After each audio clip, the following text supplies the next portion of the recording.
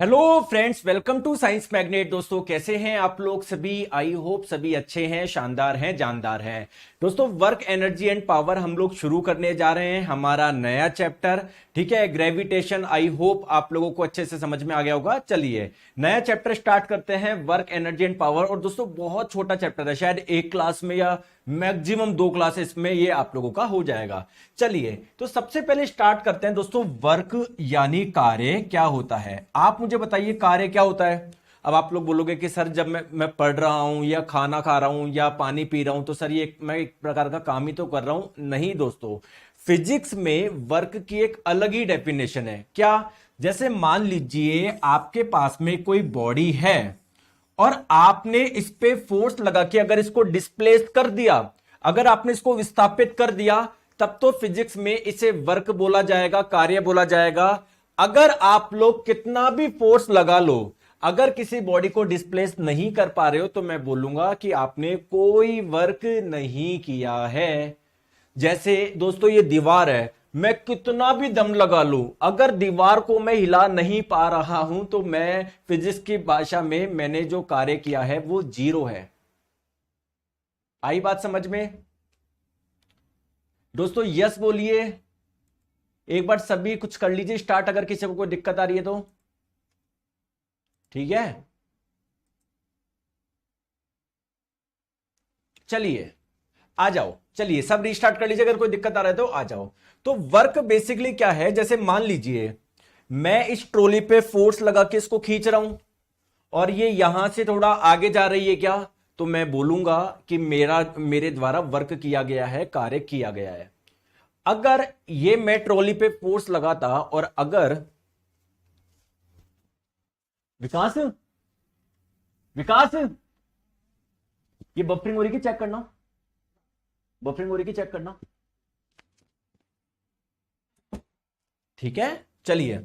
है ना, तो बेसिकली मैं कार्य को क्या बोल सकता हूं, तो वर्क बेसिकली एक अमाउंट ऑफ, है ना, बेसिकली एनर्जी आप लोग बोल सकते हो जो जरूरत है किसी वस्तु को मूव करवाने में, किसी वस्तु को विस्थापित करने में जो एनर्जी आप लोगों को चाहिए वो क्या है, उसे ही आप लोग वर्क बोलोगे। चलिए अब दोस्तों एक चीज ध्यान रखना, यदि कोई बल किसी को विस्थापित करने में सक्षम हो, आपने फोर्स लगाया और अगर डिस्प्लेसमेंट हुआ है तभी मैं बोलूंगा कि आपके द्वारा कार्य हुआ है, अदरवाइज मैं नहीं बोलूंगा। जैसे ये वस्तु है, इस पे मैं फोर्स लगा रहा हूं और अगर ये हिल रही है तभी मैं बोलूंगा कि भाई मेरे द्वारा कार्य हुआ है। देखो ध्यान से समझो, ये कोई वस्तु है, आप कितना भी फोर्स लगा लो, अगर ये डिस्प्लेस नहीं हो रही है, विस्थापित नहीं हो रही है, तो मैं बोलूंगा आपके द्वारा कोई भी कार्य नहीं हुआ। और अगर आपने फोर्स लगाया, ज्यादा कुछ फोर्स लगाया और अगर ये डिस्प्लेस कर गई, तब मैं क्या बोलूंगा कि आपके द्वारा वर्क हुआ है। बात समझ में आ गई क्या? तो वर्क की कंडीशन क्या है, कुछ डिस्प्लेसमेंट होना चाहिए। चाहे अगर आपने चिन्ना सा ही फोर्स लगाया, डिस्प्लेसमेंट हो गया, तो मैं बोल दूंगा कि भाई आपने कार्य किया है। बात आ गई समझ में? बिल्कुल सर, आ गई। अब सर मुझे यह बताइए कि जैसे कोई वस्तु है ना, जैसे ये कोई वस्तु है, इस पे लगाया आपने कुछ फोर्स, ठीक है, और इसका कुछ क्या हो गया, डिस्प्लेसमेंट हो गया। मान लेते दोस्तों वस्तु यहां थी, कहां पर आ गई सर, यहां पर आ गई। कितना डिस्प्लेसमेंट हो गया? मान लेते हैं डी डिस्प्लेसमेंट हो गया। तो वर्क का फॉर्मूला क्या है या कितना वर्क हुआ ये मैं कैसे बताऊं दोस्तों? जितना फोर्स लगाया और डिस्प्लेसमेंट कितना हुआ, दोनों को मल्टीप्लाई कर दीजिए।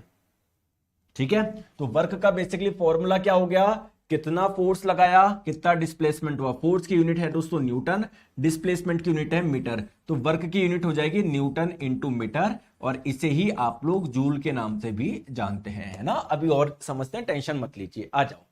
जैसे अभी मैंने बताया, अगर आप लोग किसी बॉडी पे लगा रहे हैं फोर्स F और इसकी वजह से वस्तु यहां से यहां पर आ गई, जगह आ गई, कितना डिस्प्लेसमेंट हो गया, हम लोग मान लेते हैं दोस्तों डी डिस्प्लेसमेंट हो गया। क्या डिस्प्लेसमेंट यानी विस्थापन क्या एक सदिश राशि है क्या?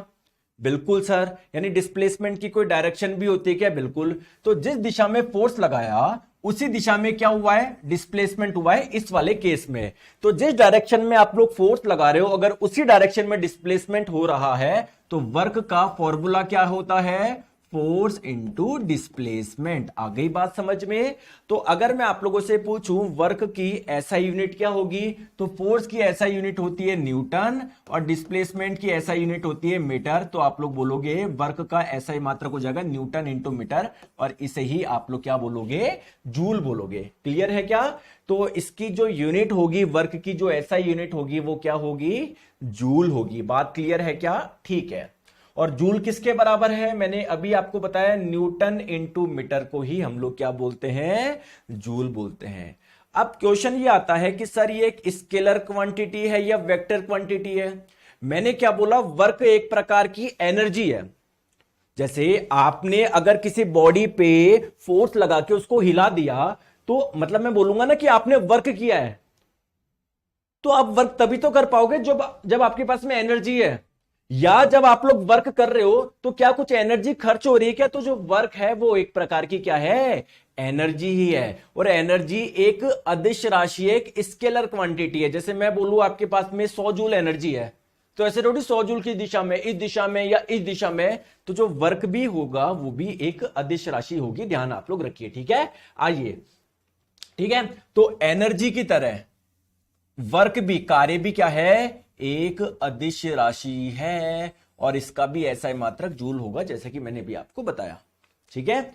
तो जैसे फोर्स, वेलोसिटी, जैसे ये तो वेक्टर क्वांटिटी, एक सदिश राशि है, तो इनके तरह नहीं, अनलाइक फोर्स एंड डिस्प्लेसमेंट, मतलब बल और वेग के बिल्कुल इनकी जैसे नहीं, बिल्कुल इनके जैसे फोर्स में और वेलोसिटी में तो दोस्तों आपको पता है दोनों वेक्टर क्वांटिटी है। इनमें तो आप लोगों को डायरेक्शन में मिलेगी, मैग्नीट्यूड भी मिलेगा, लेकिन वर्क में क्या होता है? केवल मैग्नीट्यूड होता है। आप लोग सिंपल ये बोलोगे 10 जूल कार्य हुआ है, 50 जूल कार्य हुआ है। समझ में आ गई बात को? बिल्कुल सर, आ गई। अब एक क्वेश्चन करते हैं, क्वेश्चन बाद में करेंगे। बेसिकली मैं आप लोगों को इससे कॉन्सेप्ट समझाने वाला हूं। क्या? देखो, वर्क क्या होता है आप लोगों का? सर वर्क होता है फोर्स इंटू डिस्प्लेसमेंट। बात सही है क्या? अगर मैं आप लोगों से पूछूं कार्य का सीजीएस मात्रक बताओ, तो आप लोगों को पता है फोर्स का सीजीएस मात्रक क्या होता है? डाइन होता है। और विस्थापन का सीजीएस मात्रक क्या होगा? सेंटीमीटर। तो आप लोग बोलोगे कि वर्क का सीजीएस मात्रक हो जाएगा डाइन इंटू सेंटीमीटर। और दोस्तों इसे ही हम लोग एक नाम से और जानते हैं, क्या? अर्ग नाम से भी जानते हैं। किस नाम से? अर्ग नाम से भी। और आपने अभी मुझे बताया न्यूटन इंटू मीटर, ये किसके बराबर होता है? जूल के बराबर होता है। बात क्लियर है क्या दोस्तों? अब अगर मैं पूछूं अर्ग में और जूल में क्या संबंध है, तो आपको पता है 1 न्यूटन किसके बराबर होता है? 10 की पावर 5 डाइन के बराबर होता है। 1 मीटर किसके बराबर होता है? 100 सेंटीमीटर के बराबर होता है। 10 की पावर 2 सेंटीमीटर के बराबर होगा। क्लियर? तो ये हो जाएगा आप लोगों का जूल। अब मुझे बताया डाइन इंटू सेंटीमीटर, ये किसके बराबर है? डाइन इंटू सेंटीमीटर अर्ग के बराबर है। तो 10 की पावर 5 और 10 की पावर 2, ये कितना हो जाएगा? 10 की पावर 7। तो 10 की पावर 7 अर्ग हो गया टोटल। किसके बराबर?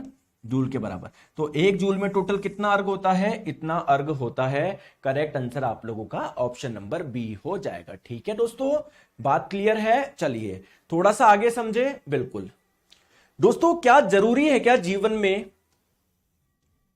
जैसे मान लीजिए सरफेस है, इस पे कोई बॉडी रखी है, ठीक है, आपने दोस्तों फोर्स लगाया ऐसे, और बॉडी भी यहां से यहां पर आ गई, मतलब इस जगह आ गई, मतलब डिस्प्लेसमेंट की डायरेक्शन भी क्या है? ये है। क्या हमेशा जरूरी है क्या फोर्स और डिस्प्लेसमेंट की डायरेक्शन एक ही होगी? मतलब फोर्स की दिशा और विस्थापन की दिशा के बीच में एंगल हमेशा 0 होगा? क्या ये जरूरी है क्या? क्या ये जरूरी है क्या? एक कॉमन सेंस लगा के बताओ। चलिए मैं आपको बताता हूं, आप ऐसे समझोगे, अभी आपको समझ में आ जाएगा कि नहीं सर ऐसा जरूरी नहीं है। कैसे? जैसे दोस्तों ये एक सरफेस है ना, थोड़ा डायग्राम टेढ़ा सा बना है, देखो, ठीक है, ये एक क्या है, इसके ऊपर गाड़ी है, इसके ये पहिए, ठीक है। अब एक चीज मुझे बताओ, एक कॉमन सेंस लगाओ दोस्तों, मैंने इससे कुछ धागा बांध दिया, रस्सी बांध दिया, और मैं इसको खींच रहा हूं, मैं इसको खींच रहा हूं, ऐसे खींच रहा हूं, है ना, ऐसे खींच रहा हूं, ऐसे खींच रहा हूं, मतलब फोर्स की डायरेक्शन ये है। क्या दोस्तों ये आगे चलेगी क्या? मुझे बताओ। क्या जो गाड़ी होगी वो तो ऐसे ही चलेगी ना, गाड़ी जो होगी वो तो ऐसे ही चलेगी ना, ऐसे ही चलेगी ना, यानी जो इसका डिस्प्लेसमेंट होगा, जो इसका विस्थापन होगा, उसकी डायरेक्शन क्या है? ये है। बोलो हाँ या ना। बोलो हाँ या ना। बताओ दोस्तों, बात सही है ना। और अगर इस केस में आप लोग ध्यान से देखोगे तो सर फोर्स की डायरेक्शन ये है और डिस्प्लेसमेंट विस्थापन की डायरेक्शन ये है, यानी इनके बीच में कुछ एंगल बन रहा है, 10 डिग्री, 20 डिग्री, 50 डिग्री, कुछ भी हो सकता है। बताओ। तो सर आपने तो बताया था वर्क का फॉर्मूला होता है फोर्स इंटू डिस्प्लेसमेंट, और आपने यह भी बताया था यह फॉर्मूला कब लगाना है, जब लगाया गया फोर्स और डिस्प्लेसमेंट की डायरेक्शन सेम हो। तो सर यहां पर क्या मैं वो फॉर्मूला लगा सकता हूं, वर्क का फोर्स इंटू डिस्प्लेसमेंट? नहीं सर, वो फॉर्मूला आप लोग नहीं लगा सकते, है ना। तो मैं यही लिख रखा हूं कि जब बल और विस्थापन की दिशा समान नहीं हो तब कैसे, जैसे मान लो यहां पर कुछ रखा हुआ है ना, ये लोहे का ये रखा हुआ है, आपको पता है शिप वाले लगाते हैं, ये कोई है ना छोटी सी कोई नाव वगैरह होती है, जब वो रात को जब नदी के किनारे खड़े करते हैं ना, तो वो रस्सी के एंड में ये लगाते हैं और उसको मिट्टी में फंसा जाता है। क्लियर है क्या। अब जैसे मान लो मैं इसको मैं एक रस्सी के माध्यम से ऐसे खींच रहा हूं, है ना, रस्सी लाके ऐसे लेके जा रहा हूं, ऐसे लेके जा रहा हूं, तो यार ये जो वस्तु है ये तो ऐसे ही आएगी ना। ठीक है, समझ रहे हो कि मैं रस्सी से ऐसे खींच रहा हूं, ऐसे खींच रहा हूं, तो यार ये तो ऐसे ही आएगी, यानी डिस्प्लेसमेंट की डायरेक्शन तो ये है, आपने जो फोर्स लगाया उसकी डायरेक्शन है ये। यानी यहां पर अगर आप लोग ध्यान से देखोगे ना, यहां पर अगर आप लोग ध्यान से देखोगे तो फोर्स की डायरेक्शन और डिस्प्लेसमेंट की डायरेक्शन के बीच में क्या बन रहा, कुछ एंगल है। ये रही फोर्स की दिशा, ये रही डिस्प्लेसमेंट की दिशा।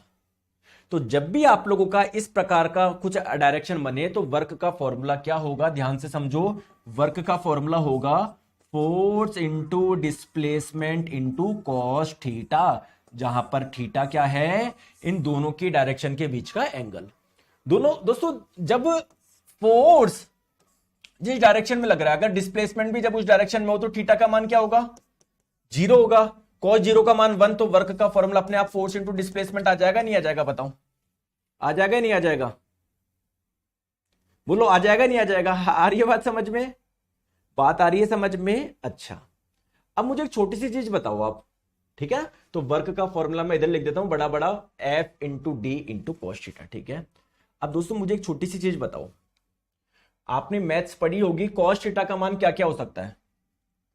कॉस थीटा का मान नेगेटिव भी हो सकता है, पॉजिटिव भी हो सकता है, 0 भी हो सकता है। तो कुल मिला के मैं भी बोल सकता हूं कि वर्क का मान भी क्या क्या हो सकता है, पॉजिटिव भी, नेगेटिव भी और 0 भी। बताओ बात क्लियर है क्या। सिलेबस कब खत्म होगा सर, दोस्तों जिस दिन सिलेबस खत्म होगा ना, अंशुल जी, अंशु सिंह जी पूछ रहे हैं सिलेबस कब खत्म होगा, जिस दिन सिलेबस खत्म होगा ना उस दिन दोस्तों आपको कुछ भी याद नहीं रहेगा। तो इधर ध्यान लगा लो आप, सिलेबस हो जाएगा खत्म यार। देख लो आप चैप्टर देख लो कितने बचे हैं, हो जाएगा मुश्किल से 20 दिन में हो जाएगा, 20 दिन में हो जाएगा पूरा। आगे बात समझ में, अरे बात क्लियर है या नहीं है, बात क्लियर है या नहीं है, आ गई। अब सर आप बोल रहे हो वर्क का मान पॉजिटिव भी हो सकता है, नेगेटिव भी हो सकता है, 0 भी हो सकता है, तो सर इसके एग्जांपल तो बताओ। आइए मैं आपको एग्जांपल बताता हूं। देखो देखो आइए इसका एक एग्जांपल बताता हूं आपको। जैसे आप सभी क्वेश्चन सॉल्व करेंगे, मैंने क्या बोला कि ये एक सरफेस थी, इस पे एक कोई वस्तु थी, ये वस्तु थी 2 किलोग्राम की। तो अगर ये 2 किलोग्राम की वस्तु है तो नीचे की ओर इसका वेट कितना होगा, भार कितना होगा, m इंटू जी। m का मान है 2, गुरुत्वाकर्षण का मान है 10, यानी नीचे की ओर फोर्स कितना लग रहा है, 20 न्यूटन लग रहा है। बात आ गई समझ में, बात आ गई समझ में, ठीक है।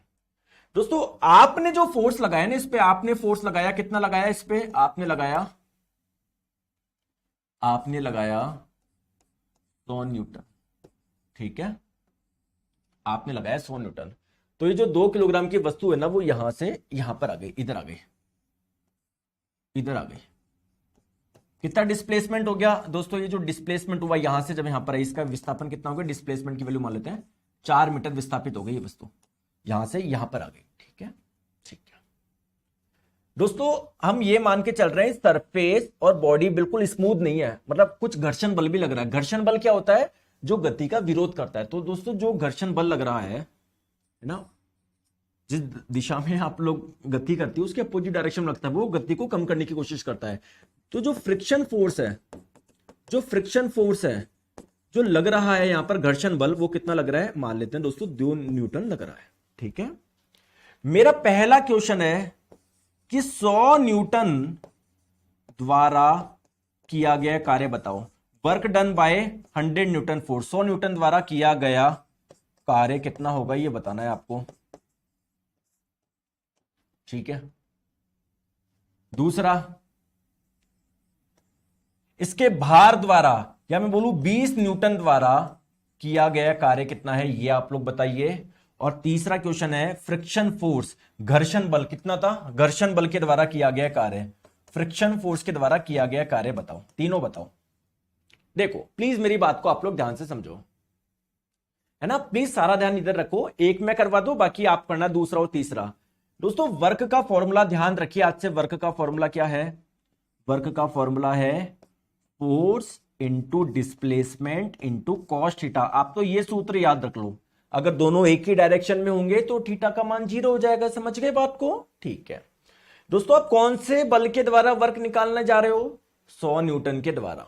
ठीक है, तो मुझे बताइए, आप लोग देखना चाह रहे हो कि यार इस फोर्स की वजह से कितना कार्य हुआ है, तो फोर्स, कौन से फोर्स की वजह से आप लोग कार्य का मान निकालना चाह रहे हो, इसकी वजह से, तो यहां पर वैल्यू रखेंगे इसकी 100 न्यूटन। दोस्तों वस्तु का विस्थापन कितना हुआ सर, यहां पर थे, यहां से यहां पर आ गए, कितना विस्थापन हो गया, 4 मीटर हो गया। दोस्तों जिस फोर्स की वजह से आप लोग वर्क निकालना चाह रहे हो उस फोर्स की डायरेक्शन कौन सी है, ये है, और डिस्प्लेसमेंट की डायरेक्शन क्या है, ये है। दोनों के बीच में एंगल कितना होगा, दोनों सेम डायरेक्शन में, कोई एंगल नहीं होगा, एंगल का मान होगा 0, और cos 0 का मान कितना होता है, 1 होता है। यानी इस 100 न्यूटन के द्वारा कितना कार्य हुआ, 400, और वर्क का मात्रक होता है जूल। बात क्लियर है क्या, बताओ। गुरुजी एक बार पूछ रहे रिवीजन के लिए हम दोबारा से वीडियो 2x पर देखे क्या। दोस्तों वीडियो मत देखो, आप वापस एक ही बार देखनी है आपको क्लास, जो आपने नोट्स बनाए ना उसको देख लिया करो, फिर भी उसमें कोई समझ में नहीं आए तब देखा करो आप वीडियो को। क्लियर है, आ जाओ। अब बात करते हैं ये 20 न्यूटन के द्वारा कितना कार्य होगा, मतलब बेसिकली इस भार के द्वारा कितना कार्य होगा, क्वेश्चन में ये पूछा जा रहा है।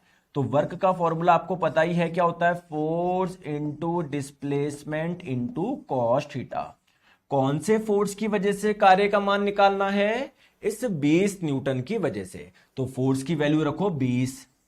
दोस्तों इस वस्तु का विस्थापन कितना हुआ सर, ये यहां पर थे, यहां से यहां पर आ गए, कितना विस्थापन हो गया, 4 मीटर। ठीक है, किस फोर्स की वजह से आप लोग वर्क का मान निकालना चाह रहे हो, इस फोर्स की वजह से, तो इस फोर्स की डायरेक्शन कौन सी है, ये। डिस्प्लेसमेंट की डायरेक्शन क्या है, ये है। इन दोनों के बीच में एंगल कितना है, 90 है, और cos 90 का मान होता है 0, तो यानी वर्क का मान हो जाएगा 0 जूल। आ गया बात समझ में, आ गई बात समझ में। ठीक है, आ जाओ, आ जाओ। ये एक बच्चा है विशाल शर्मा जी, सर और अच्छे से बताए, मुझे समझ में नहीं आ रहा है। तो दोस्तों ध्यान लगाओगे तब आएगा ना समझ में। बाकी बच्चों से पूछो आ रहा है नहीं आ रहा, आप तो कमेंट पे ध्यान दे रहे हो, आएगा कहां से आपको। ठीक है, अब इस घर्षण बल जो लग रहा है ना आपका 2 न्यूटन का, इसकी वजह से कितना कार्य हुआ है, क्वेश्चन में ये पूछा जा रहा है। तो लगाओ, वर्क का फॉर्मूला आपको पता ही है, force into displacement into cos theta. कौन से फोर्स की वजह से कार्य का मान निकालना है, फ्रिक्शन फोर्स, घर्षण बल, जिसका मान है 2। दोस्तों विस्थापन कितना हुआ इसका, सर ये यहां पर थी, यहां से यहां पर आ गई, कितना विस्थापन हुआ, 4 मीटर। अब कौन से फोर्स की वजह से आप लोग कार्य निकालना चाह रहे हो, फ्रिक्शन फोर्स, घर्षण बल, जिसकी दिशा है ये। वस्तु का विस्थापन कहां पर हो रहा है, यहां पर हो रहा है। इन दोनों के बीच में एंगल कितना है, 180, और cos 180 का मान कितना होता है, -1। तो 2 गुना 4 गुना -1 कितना हो जाएगा आप लोगों का, -8 जूल हो जाएगा। क्या ये बात समझ में आ गई क्या, क्या ये सारी बात समझ में आ गई क्या, आई क्या। अब एक चीज मैं बताऊं आपको, अब एक चीज मैं आपको बताऊं, यहां पर थीटा का मान कितना आया था, 90 डिग्री आया था, है ना, और आपको पता है cos 90 का मान होता है 0। यहां पर थीटा का मान कितना था, 0 डिग्री था, आपको पता है cos 0 का मान होता है 1। क्लियर है दोस्तों, क्या आप लोग मुझे बता सकते हो क्या, यहां पर कार्य का मान आया है +400 जूल, यहां पर आया है 0 जूल, और यहां पर आया है -8 जूल। क्या आपको पता है कि यहां पर नेगेटिव क्यों आया? क्या आपको पता है यहां पर जीरो क्यों आया? देखो क्वेश्चन फॉर्मूला लगा के आंसर जीरो आ रहा है, लेकिन क्यों आ रहा है आइए बात को समझते हैं। दोस्तों कार्य की परिभाषा क्या थी पहले मुझे यह बताओ। मैं क्या बोल रहा था कि वर्क क्या होता है फिजिक्स में, कार्य क्या होता है। अगर आप लोग कोई फोर्स लगा के अगर किसी वस्तु को विस्थापित कर पा रहे हो तो मैं बोलूंगा आपके द्वारा कार्य हुआ है, अदरवाइज नहीं हुआ। ये बात मैंने आपको बताई थी या नहीं बताई थी? बताओ बताओ, ये बात बताई थी क्या?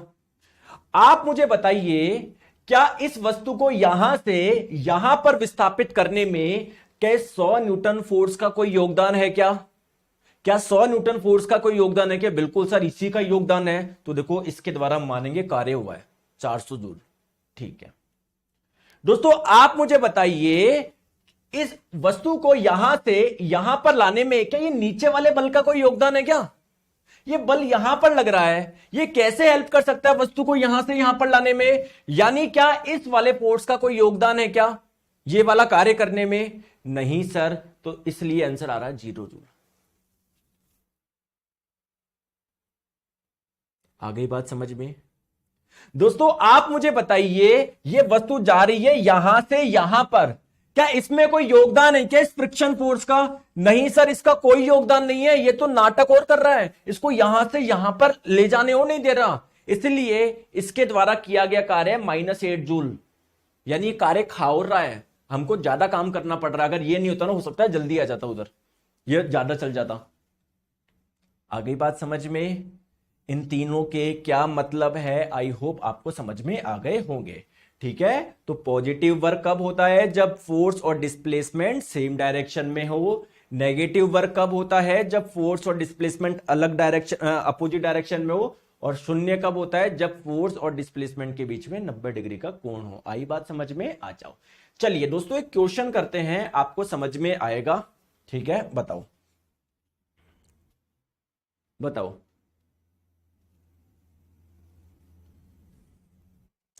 अब इसमें है ना, प्लीज प्लीज मेरी रिक्वेस्ट है, हवाबाजी में मत करना। पॉजिटिव नेगेटिव डायग्राम बनाना फिर करना।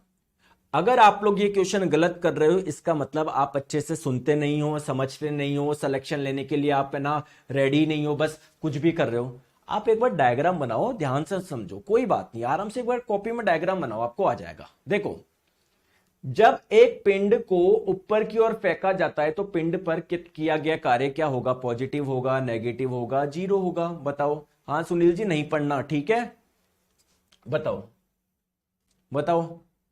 मेरे प्यारे दोस्तों, ये कोई एक पिंड है, कोई वस्तु है, आप इसको ऊपर की ओर फेंक रहे हो तो आपको फोर्स कहां पर लगाना पड़ेगा? ऊपर ही तो लगाना पड़ेगा, क्योंकि ऊपर फेंकना है, ठीक है। और ये वस्तु ऊपर जा रही है तो डिस्प्लेसमेंट की डायरेक्शन कौन सी है? ये बताओ। मैंने अभी भी क्या बताया? जब फोर्स की डायरेक्शन और डिस्प्लेसमेंट की डायरेक्शन एक ही होती है तो वर्क क्या होता है? पॉजिटिव होता है। गधे हैं गधे बच्चे जो जीरो आंसर लगा रहे हैं, गधे वो बोलते हैं ना उसको, गधा, वो है वो बच्चे।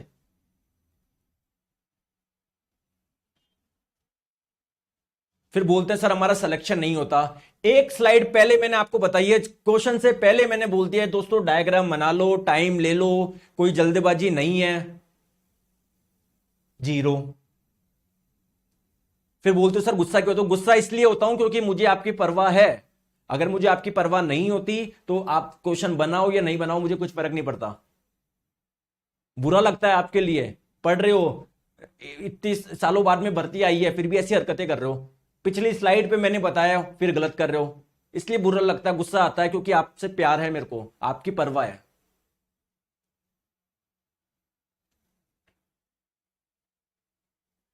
दोस्तों अगर क्वेश्चन में पूछा जाता, चलो ये क्वेश्चन तो कर लिया होगा आपने, आंसर आ गया पॉजिटिव, कोई दिक्कत ही नहीं है।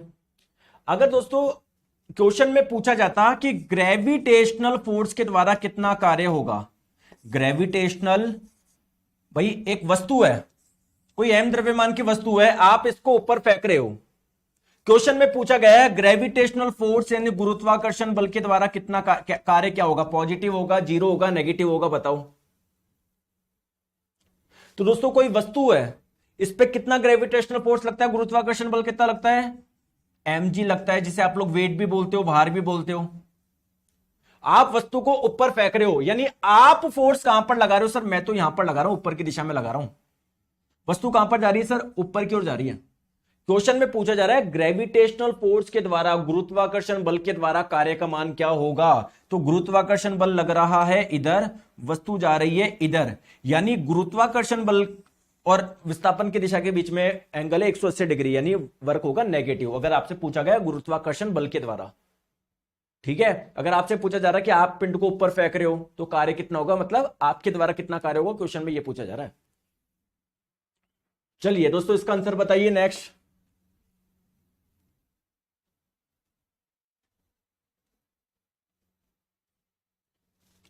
एक लड़का 2 मीटर के खिलौने के डिब्बे को 37 से 60 डिग्री के कोण पर 10 न्यूटन के बल से धकेलता है, लड़के द्वारा कार्य कितना होगा? दोस्तों आई एम रियली सॉरी, इस है ना, इसकी भाषा बिल्कुल गलत है, मतलब ना इसको छोड़ो आप, है ना, आगे भी करेंगे, क्वेश्चन और कर लेंगे, टेंशन मत लो। ठीक है, तो वर्क आपको समझ में आया? कोई दिक्कत, कोई परेशानी नहीं? सर सर मुझे बताइए, हमारा टॉपिक तो है work, energy and power. Energy क्या है दोस्तों? अगर आपके पास में या मेरे पास में एनर्जी होगी तभी तो मैं किसी को धक्का लगा पाऊंगा, तभी तो मैं कार्य कर पाऊंगा। बताओ हाँ या ना, बताओ। सर जी पॉइंट क्लियर होने के बाद स्क्रीन से 5 सेकंड के लिए साइड हो जाया करो। ठीक है, हो जाएंगे। ठीक है, बताओ एनर्जी क्या है दोस्तों? अगर मेरे में एनर्जी होगी तभी तो मैं कार्य कर पाऊंगा। बोलूं हाँ या ना, बताओ हाँ या ना, बताओ। तो कहीं ना कहीं मैं बोल सकता हूं कि एनर्जी क्या है? एबिलिटी टू डू वर्क, कार्य करने की क्षमता को ही हम लोग ऊर्जा बोलते हैं। ठीक है, तो फिजिक्स में क्या है? कार्य करने की क्षमता को ही ऊर्जा बोलते हैं। जैसे दोस्तों इस वस्तु को मैं उठा रहा हूं, यानी मैं कुछ वर्क कर रहा हूं, तो मेरे में दम है तभी तो मैं कर पा रहा हूं, अगर दम नहीं होता तो मैं नहीं कर पाता। बात आ गई समझ में? ठीक है, ठीक है, ठीक है। अब दोस्तों एक चीज आप लोग ध्यान रखिएगा, एनर्जी है ना हमेशा ट्रांसफर होती है। जैसे मान लो मेरे पास में जो एनर्जी थी वो ट्रांसफर हो गई इसमें, क्योंकि मैं इसको ऊपर ले गया। एनर्जी खत्म नहीं होती। आप सोचो सर आपकी एनर्जी खत्म हो गई, नहीं, मेरी जो एनर्जी है वो इसमें चली गई क्योंकि मैं इसको ऊपर ले गया। तो एनर्जी हमेशा ना ही आप लोग नष्ट कर सकते हो ना ही उत्पन्न कर सकते हो, उसकी एनर्जी मतलब उसकी फॉर्म चेंज होती है केवल। जैसे मान लो ये है, मैं इसको ऊपर ले गया, आप बोल रहे हो सर जब ऊपर हाइट पे जा रहा है इसके पास में एनर्जी है, तो देखो एनर्जी आ तो गई। अरे वो एनर्जी मैंने दी है यार। क्लियर है? चले आगे। क्लियर? इसे ही आप लोग ऊर्जा संरक्षण का नियम बोलते हो। दोस्तों एनर्जी बहुत अलग अलग टाइप की होती है। जैसे दोस्तों आप लोग बल्ब जलाते हो, लाइट मिलती है ना, लाइट, लाइट प्रकाश भी एक प्रकार की एनर्जी है। जब आप लोग लकड़ी जलाते हो तो उसमें उससे आपको हीट मिलती है क्या? Thermal energy. तो हीट भी एक प्रकार की क्या है? एनर्जी है। दोस्तों बहुत अलग अलग टाइप की एनर्जी होती है, बहुत अलग अलग टाइप की एनर्जी। लेकिन हमको केवल, जैसे साउंड भी एक प्रकार की एनर्जी है, लेकिन हमको केवल 2 टाइप की एनर्जी पढ़नी है। वो कौन सी है? एक है काइनेटिक एनर्जी और एक है पोटेंशियल एनर्जी, यानी एक है गतिज ऊर्जा और एक है स्थितिज ऊर्जा। क्लियर है क्या?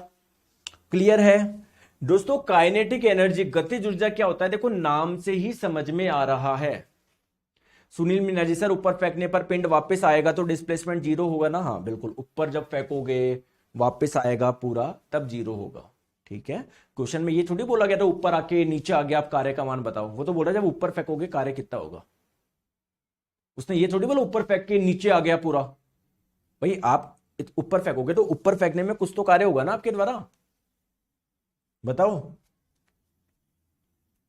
चलिए दोस्तों, काइनेटिक एनर्जी, गतिज ऊर्जा क्या होता है? देखिए नाम से समझ में आ रहा है, गतिज ऊर्जा। दोस्तों अगर कोई गति कर रहा है तो क्या उसके पास में एनर्जी है या नहीं है? पहले मुझे बताओ, तभी तो वो गति कर रहा है। बेचारे के पास में एनर्जी नहीं होती तो वो गति कर पाता क्या?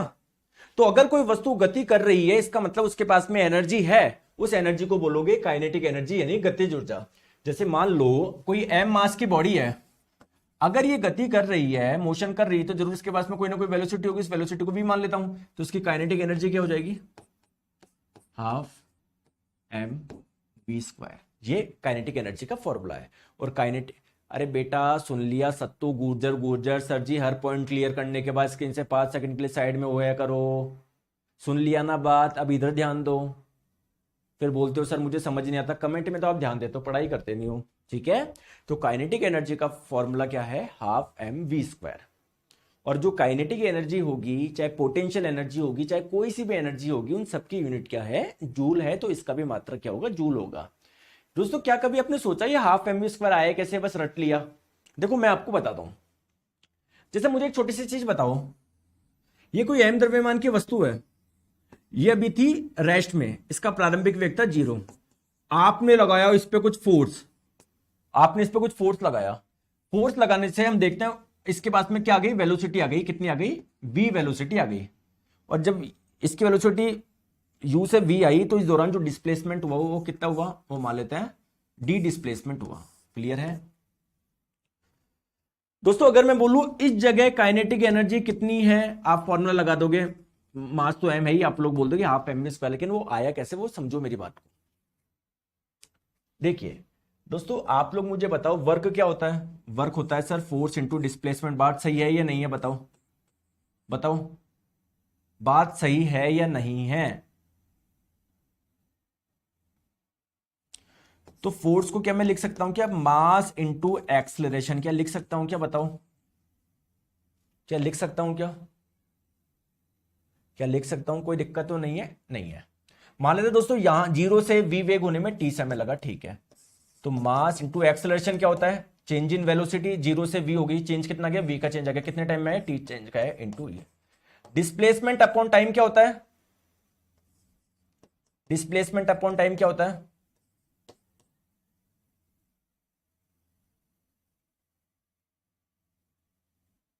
कुछ गलती तो नहीं कर दी मैंने?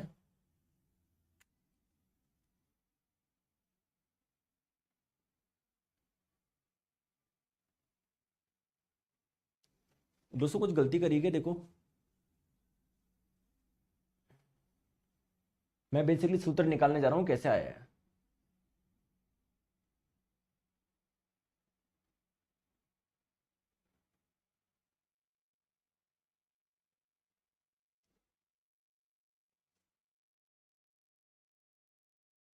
कहीं कुछ गलती करी है यार अपन ने।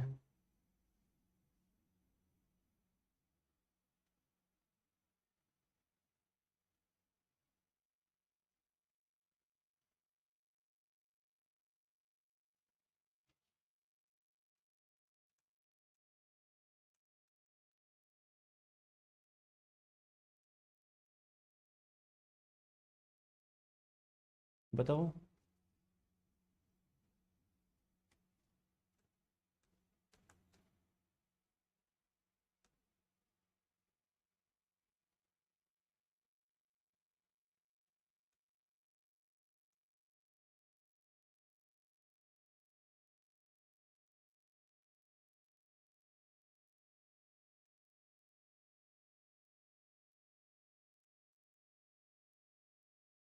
वेलोसिटी देखो सर,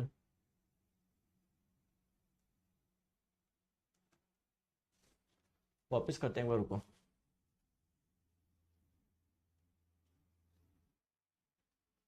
देखो तो वर्क बराबर क्या होता है, फोर्स इंटू डिस्प्लेसमेंट। फोर्स का फॉर्मूला क्या होता है, मास इंटू एक्सलरेशन, ठीक है ये। कोई दिक्कत? एक्सलरेशन क्या हो जाएगा, change in velocity. Rate of change in velocity कितना चेंज हुआ, 0 से v चेंज हो गया, वेलोसिटी में चेंज आया v, कितने टाइम में आया, t टाइम में आया। क्लियर है क्या, इंटू डी। बात समझ में आ गई, ठीक है।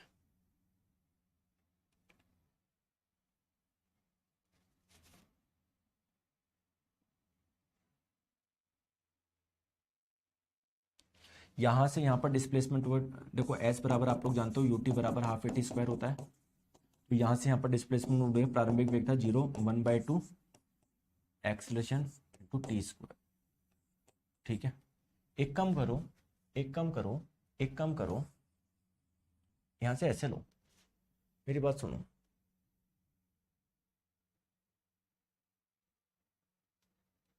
एक्सलेशन की जगह आ जाएगा 2d/t²। तो m into 2d/t² into D. और डिस्प्लेस, और सुनो, ये m इंटू 2, ये आ गया d²/t²। कुछ गलती कर रहा हूं मैं? ठीक है, चलिए दोस्तों, मैं इसका वो निकाल रहा था कैसे आता है ये, शायद मैं कुछ स्टेप में गड़बड़ कर रहा हूं, कोई बात नहीं, आप तो है ना, मतलब ध्यान रखिए कि जो काइनेटिक एनर्जी का फॉर्मूला होता है वो होता है हाफ एम वी स्क्वायर, है ना।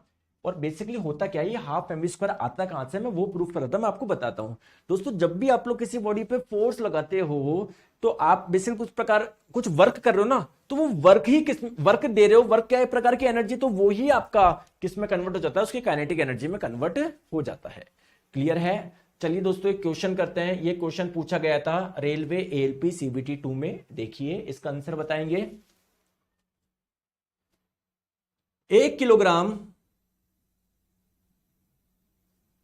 द्रव्यमान वाली किसी वस्तु 10 मीटर पर सेकंड वेग के साथ चल रही है, है ना। ये कोई वस्तु है जिसका द्रव्यमान है 1 किलोग्राम, किस वेग से जा रही है, इसकी वेलोसिटी है सर 10 मीटर पर सेकंड, तो उसकी गतिज ऊर्जा आपको बतानी है। देखो गतिज ऊर्जा क्या होती है, half m v square, simple सा क्वेश्चन है। तो 1/2 मास की वैल्यू है 1, वेलोसिटी की वैल्यू 10 10 का स्क्वायर 100, 100/2 50, तो 50 जूल एनर्जी है। सिंपल सा क्वेश्चन है। क्लियर है क्या। चले आगे। ओके, आ जाओ। अब बात करते हैं नेक्स्ट पोटेंशियल एनर्जी की, स्थितिज ऊर्जा की। दोस्तों, ये पोटेंशियल एनर्जी होती क्या है, देखिए आपने आज तक हमेशा सुना है कि सर कोई भी एम द्रव्यमान की वस्तु है, इसको जब हम लोग एच हाइट पे लेके जाते हैं ना यहां पर, तो उसके पास में पोटेंशियल एनर्जी आती जाती है, स्थितिज ऊर्जा जाती है, जिसका फॉर्मूला है mgh। बात सही है क्या। यानी जब उस वस्तु की स्थिति यहां पर थी, उसके पास में कोई एनर्जी नहीं थी, इसकी जब स्थिति चेंज करी आपने, यहां पर लेके गए, तो उसमें क्या आ गई, पोटेंशियल एनर्जी आ गई। तो पोटेंशियल एनर्जी क्या है, किसी बॉडी की पोजीशन के कारण, उसकी स्थिति के कारण जो उसमें एनर्जी होती है, उसको बोलते हैं स्थितिज ऊर्जा। आई बात समझ में। सर एडवांस लेवल का नहीं पढ़ाते हैं, विशाल कुमार जी बोल रहे हैं। तो विशाल कुमार जी, जब बेटा आपको एडवांस लेवल पढ़ना था तो जेई नीट, ये जेई मेन, जेई एडवांस ये देते ना, इधर क्या कर रहे हो, है बेटा।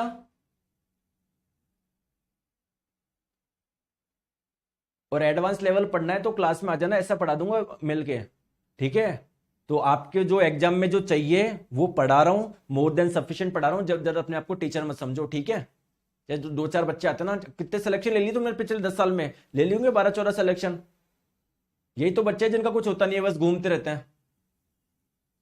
आ जाओ, आ गई बात समझ में। तो यहां पर पोटेंशियल एनर्जी कितनी होगी, mgh होगी। लेकिन ये आता कहां से है, देखो दोस्तों, अब कोई भी m द्रव्यमान की वस्तु है, आपको पता है उस पर नीचे की ओर एक फोर्स लगेगा ही लगेगा, जिसे आप लोग बोलते हैं इसका भार mg। मान लेते हैं इसकी वैल्यू है 40 न्यूटन। दोस्तों, अगर मैं इतना ही फोर्स ऊपर की ओर लगा दूं 40 न्यूटन, यानी mg फोर्स ही ऊपर लगा दूं, तो ये वस्तु जो होगी ना, ना नीचे जाएगी ना ऊपर जाएगी, वहीं पर रहेगी। बात क्लियर है या नहीं है, बताओ। अगर आप चाहते हो फोर्स इस वस्तु को ऊपर और ले जाना, तो 40 न्यूटन से हल्का सा ज्यादा लगाना पड़ेगा ना, mg से हल्का सा ज्यादा लगाना पड़ेगा ना, बताओ। और 40.01 भी लगाओगे तो बॉडी ऊपर जाना स्टार्ट हो जाएगी। बताओ बात सही है नहीं है। तो अगर आप चाहते हो m द्रव्यमान की वस्तु को ऊपर की ओर ले जाना, तो आपको कितना फोर्स लगाना पड़ेगा, mg प्लस कुछ, mg से कुछ लगाना पड़ेगा। मैं मानता हूं दोस्तों, इतना ही मान लो आप कि भाई mg लगा दो, हो जाएगा। तो आप अगर किसी वस्तु को h हाइट पे लेके जाना चाहते हो तो कितना कार्य करना पड़ेगा, वर्क का फॉर्मूला होता है force into displacement into cos theta. कितना फोर्स आप लगा रहे हो, mg, विस्थापन कितना हो रहा है, h। आप जो फोर्स लगा रहे हो, जो और जो विस्थापन हो रहा है, दोनों के दिशा के बीच में एंगल कितना है, 0, और कॉस 0 का मान होता है 1, यानी कितना वर्क करा आपने, mgh। यानी किसी m द्रव्यमान की वस्तु को h हाइट पे ले जाने पे कितना कार्य करना पड़ रहा है, mgh। और वही, और आप बोल रहे हो h हाइट पे जो पोटेंशियल एनर्जी होती है वो होती है mgh। इसका मतलब क्या है, किसी वस्तु को जब आप लोग h हाइट पे लेके जा रहे हो, आप बोल रहे हो सर उसमें पोटेंशियल एनर्जी आ गई, स्थितिज ऊर्जा आ गई mgh। वो आई कहां से, क्योंकि इस वस्तु को ऊपर, नीचे से ऊपर ले जाने पे जो आपने वर्क किया, जो कार्य किया ना, जो वर्क किया, कार्य किया, वो ही उसकी एनर्जी में कन्वर्ट हुआ है। उसके पास में आई नहीं, बेसिकली आपने उसको वर्क दिया है, बेसिकली आपने उसको एनर्जी दी है। आई बात समझ में, आई बात समझ में। चलिए क्वेश्चन करते हैं। ये भी आप लोगों का एलपी सीबीटी 2 में पूछा हुआ क्वेश्चन है, बताओ। आराम से करो, बिल्कुल बच्चों वाला क्वेश्चन है, ठीक है। बताओ सर रिवीजन नहीं हो पा रहा है, क्वेश्चन गलत हो रहा है, कोई मार्क बताए, बिल्कुल बताएंगे, टेंशन मत लो।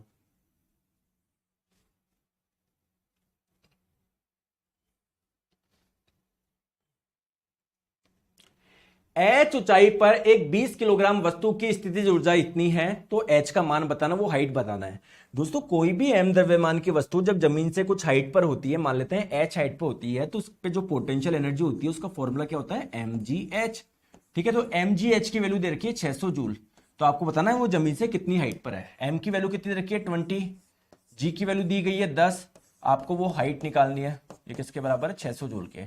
तो हाइट की वैल्यू कितनी हो जाएगी 600 बट्टे 200, और जब आप लोग काटोगे तो आंसर आ जाएगा 3। और मात्रा क्या होता है हाइट का, मीटर होता है, तो 3 मीटर की वो हाइट पर है। ठीक है, आगे बात समझ में, चलिए इस क्वेश्चन को करिए।